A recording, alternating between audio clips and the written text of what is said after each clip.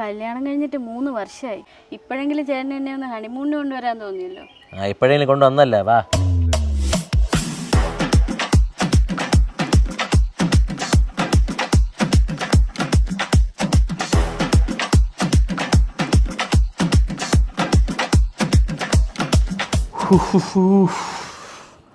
കഴിഞ്ഞില്ലേ ഇതുവരെ?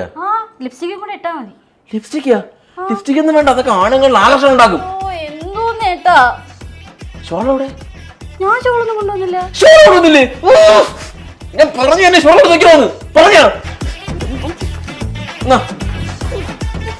ഇപ്പൊ പാന്റും വെള്ള, ഷോളും വെള്ള. വാ പെട്ടെന്ന്. ഹായ് ചേട്ടാ, നമുക്ക് ഫുള്ള് ഇറങ്ങിയാലോ? ചുമ്മാ ഇരുന്നോ, ആണുങ്ങളൊക്കെ വായിക്കൊണ്ടിരിക്കണോ?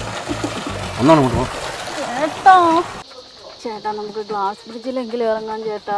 ചുമ്മാ ഇരുന്നാണ്. എന്തിന്? ഇത് പൊട്ടി താഴെ വേണം, ഞാൻ ചാവാനാ? എന്നെ കണ്ടോണ്ടെ പോകാനല്ലേ? ഇങ്ങോട്ട് വന്നാണ്. ചേട്ടാ ഞാൻ ഈ സൈക്കിളിലെങ്കിലും കയറിക്കോട്ടെ ചേട്ടാ. കയറിക്കോ.